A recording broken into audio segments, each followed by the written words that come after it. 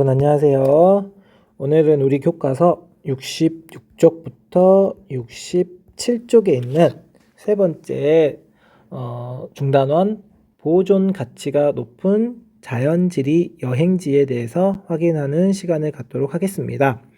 우리가 이제 이 앞전에까지 배웠던 내용은 이제 기후와 관련해서 여행을 다녔다라면 이번에는 지형과 관련해서 여행을 다닌다라고 접근을 하시면 될 것 같아요. 보존 가치가 높은 자연 지리 여행지입니다. 그래서 이제 지형과 관련된 다양한 부분들을 확인하는 시간이 될 것이다 라고 이렇게 접근을 하시면 될 것 같습니다. 세계 여러 가지 유명한 자연 지리 여행지가 있는데요. 어떻게 생각하면 이 지구라는 환경 자체가 인간이 살아가는 공간이기 때문에 이 양질의 지구 환경이 우리 사람들이 살아가기 위한 가장 중요한 조건이라는 것. 자연 환경이 아주 좋은 곳에서는 사람들이 좀 더 편하고 즐겁게 살아갈 수 있다라면 자연 환경이 좋지 않은 곳에서는 좀 살아가기가 어렵다라는 것들을 생각을 하면 여러분이 조금은 이해하기가 편할 것 같아요. 그래서 이 세계 여러 나라에서는 이렇게 보존 가치가 높은 지역들을 다양한 형태로 보존을 하기 위해서 노력을 하고 있습니다. 세계유산이라든지 아니면 국립공원 혹은 천연기념물 등으로 해가지고 보존을 하고 있기 때문에 우리는 이런 부분들에 대해서 앞으로 확인을 하겠다라고 접근을 하시면 여러분이 조금은 좋을 것 같아요. 참고로 여러분 책에 보시는 사진이 하나 나와 있어요. 여기에도 적어져 있는데 미국 유타주의 시파부 자연교라고 되어 있습니다. 참고로 이 자연교는 하천이 만든 다리라고 이야기를 하는데요. 원래 그러니까 전형적으로 이제 우리가 아는 만큼 보인다라고 선생님이 매번 이야기했던 부분인데 눈으로 보시면은 이 땅들도 전형적으로 이렇게 쌓여 있는 층층이 쌓여 있는 퇴적암이 나타나고 있습니다. 자, 그러면 옛날에 과거에 이 부분은 분명히 어딘가에 낮은 부분이었었고 그 부분이 쌓여서 지금 이게 돌이 된 건데 그 돌이 된 부분이 어떻게 된 것이다. 육지 위로 드러난 거고 드러난 상태에서 이 아래쪽 부분이 지금 우리가 보고 있는 부분에서 여기 뻥 뚫려 있는 이 아래쪽 부분이 과거에는 분명히 돌로 다 막혀 있었을 텐데 지금 현재는 사라진 거잖아요. 지금 현재 이렇게 사라졌다라는 건 이 부분이 어떻게 됐다? 침식이 되었다 라는 걸 우리가 이해를 하시면 되는 거죠.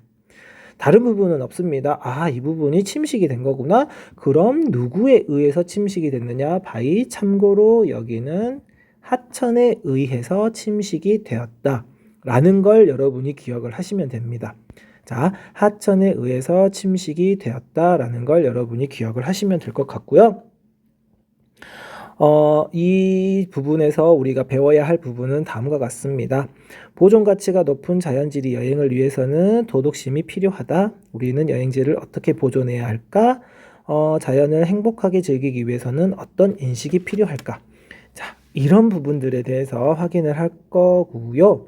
학습 목표는 다음과 같습니다. 지구 환경의 다양성과 지속 가능성을 위한 여행 제한 지역의 가치를 이해할 수 있다. 자, 실제로 여행을 제한하는 지역이 있습니다. 누군가가 여행을 온다라고 하면은 마음껏 다 풀어주는 게 아니라 이 부분은 조금 위험한 부분 혹은 우리가 앞으로도 지켜야 할 부분이기 때문에 여행을 제한합니다 라고 하는 지역이 있다라는 거죠. 그 부분은 무엇인가 정말로 소중하게 우리가 가꾸고 지켜야 나가야 할 부분이기 때문에 이런 부분들이 있겠고요. 이런 것들도 우리가 나중에 한번 확인을 해보도록 할게요. 그 다음 보존과 개발의 갈등 속에서 변화하고 있는 여행지의 모습을 탐구할 수 있다. 자, 그러면 여기에요. 보존과 개발의 갈등입니다. 실제로 정말로 좋은 지역이 있다. 이 자연환경으로서 엄청나게 좋은 지형이 있는데 이 지역을 누군가는 돈을 벌기 위한 수단으로서 활용할 수가 있는 거잖아요. 즉 개발을 하자라고 이야기를 하는 사람들이 있는가 하면은 한편에서는 아니다. 이거를 함부로 개발을 하게 되면은 우리에게는 큰 피해 혹은 이제 나중에 사라져 버린다라면 이 부분이 아쉬울 수밖에 없는 부분이 될 수 있잖아요. 그래서 보존을 해야 된다 혹은 개발을 해야 된다라는 두 가지 양자적인 입장에서의 이런 갈등, 그런 지역의 모습을 우리가 한번 이야기해보는 시간을 앞으로도 한번 가져볼 수 있으면 좋을 것 같습니다. 자, 본격적으로 내용 한번 살펴보겠습니다. 자, 오늘은 많이는 하진 않겠고요. 우리 교과서 67쪽에 있는 내용을 하고 조금 더 가능하다면 이제 뭐 뒤쪽 68쪽까지도 한번 넘어가 볼 수 있으면 넘어가 보도록 하겠습니다. 그러면 우선 첫 번째입니다. 지구촌 자연 보존 여행입니다. 자연을 보존하기 위한 여행이다 라고 여러분이 생각을 하시면 될 것 같아요. 잠시만요.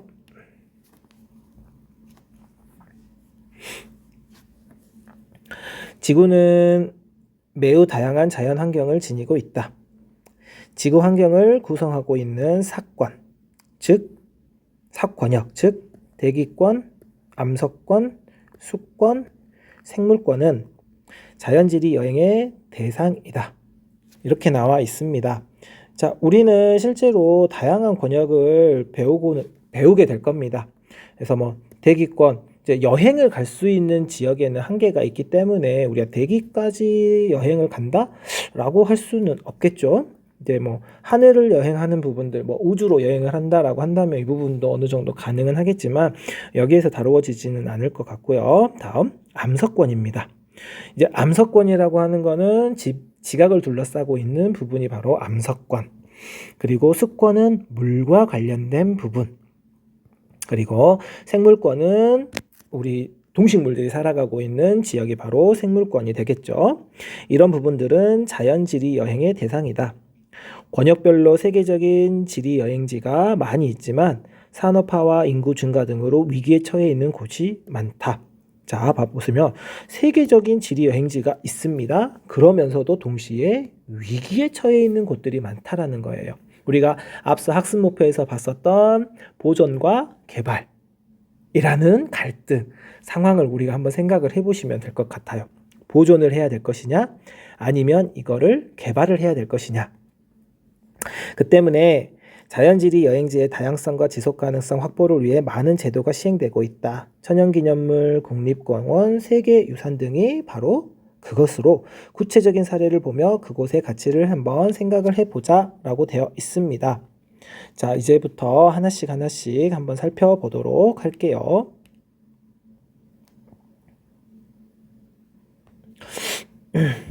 잠시만요. 다 천연기념물 여행입니다. 천연기념물 여행.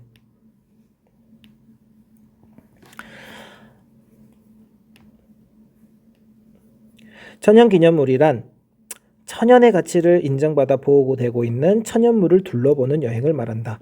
자, 실제로 이제 천연기념물이라고 한다면 세상에는 정말로 많이 있습니다. 여기 있는 것처럼 천연의 가치를 인정받아 보호되고 있는 천연물입니다. 보호가 되고 있다? 도대체 이제 무엇을 보호하는지 이제 이게 중요한데요. 옆에 보면은 세부적인 설명이 나와 있어요. 천연기념물이란 보호 가치가 높아 문화재보호법에 의해 지정보호되는 국가 지정 문화재를 말한다. 천연기념물에는 동식물뿐만 아니라 지질, 지형 등의 천연보호구역도 포함된다. 그래서 이게 우리가 보통 천연기념물이라고 이야기를 한다면은 보통 그 동식물들만 보통 많이 이야기를 할 수가 있는데 그것뿐만 아니라 지질, 땅, 지형, 어떤 특정한 지형들, 그리고 그걸 이제 포괄하는 뭐 지역, 보호구역까지도 포함이 된다라고 되어 있습니다. 실제로 우리나라에는 다양한 천연 기념물들이 존재하고 있고요. 그 중에서도 밑에도 이제 이렇게 독도를 가지고 이야기를 하고 있는 부분들도 여러분이 확인을 할 수가 있을 것 같아요. 한번 내용을 볼게요. 지형과 지질, 동식물 등의 객체뿐만 아니라 이들이 분포하고 있는 공간을 아우르는 여행이야말로 진정한 천연기념물 여행이다 라고 되어 있습니다. 자, 그 예로서 여러분 책에 나와 있는 게 바로 독도가 되고 있는데요. 자, 독도 여행기를 한번 살포시 살펴볼게요. 울릉도에서 1시간 반 동안 망망대해를 한없이 헤쳐간 그곳에 독도가 있었다. 독도는 인간의 접근을 쉽게 허락하지 않는다. 화창한 날씨라도 선착장의 파도가 조금만 일면 배를 댈 수가 없다. 실제로 선생님도 여기 이제 그러니까 울릉도를 갔었을 때 독도로 향했지만 이렇게 그 바다의 파도가 너무 세가지고 배가 정박할 수가 없는. 실제로 이제 이런 모습들이 나타나기도 합니다.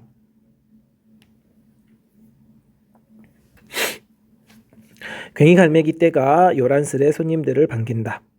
독도는 섬 전체가 천연기념물 제336호이다. 자, 독도 같은 경우에는 섬 전체가 천연기념물로 지정이 되어 있다라는 거예요. 독도는 섬 전체가 천연기념물로 지정이 되어 있다. 그래서 독도 천연보호구역으로 불린다. 그래서 천연보호구역 이렇게 넓게 지정을 해가지고 되어 있고요. 흙비둘기. 자, 그 안에는 이런 동식물들 또한 천연기념물로 지정이 되어 있다라는 거예요. 흙비둘기는 천연기념물 제215호가 되겠고요. 매는 천연기념물 제323호 등 정부가 지정한 보호종이 수두룩하다. 아직도 미기록종이 발견되고 있다. 고개를 돌리니 그동안 신문 방송에서 많이 보았던 독도 그대로의 모습, 보았던 독도 모습 그대로이다. 정겹다. 화산 바위들이 삐죽삐죽 나와 있고 여기저기 구멍도 많이 뚫려 있다. 타포니이다. 타포니는 예전에 한번 우리 책에서도 나왔던 아이인데요. 암석이 있는데 그 암석이 구멍이 뚫린 듯이 이제 움푹움푹 파인 건데요. 이거는 암석의 쐐기작용, 빙정의 쐐기작용이라든지 얼음의 쐐기작용 혹은 식물 뿌리의 쐐기작용 등에 의해서 암석이 일부분이 파져나가 있는 그런 모습들을 이제 타포니라고 이야기를 합니다. 예를 들어서 벽이 있는데 이 벽의 일부분 이런 부분들이 움푹움푹 파인 거예요. 파이는 거예요. 그래서 실제로는 결론을 말하면은 움푹 파여가지고 이런 식으로 이게 절벽이라고 생각을 한다면 절벽이 원래는 이렇게 다 있었던 부분인데 이 부분이 파인 거, 우리가 봤을 때는 움푹움푹 파여있는 형태로 나타나는 거, 이게 이제 타폰이고요. 시간이 얼마만큼 지나면 저런 모습으로 바뀔까? 독도는 동도와 서도 두 개의 섬과 주변에 89개의 바위섬으로 구성되어 있다고 합니다. 여기 나와 있는 것처럼 동도보다는 서도가 조금 더 넓고요. 우리가 보는 독도 지형은 해저 2000m에서 솟아오른 화산섬의 정상 부위다. 그러니까 실제로는 여러분이 이걸 한번 생각을 해봐야 돼요.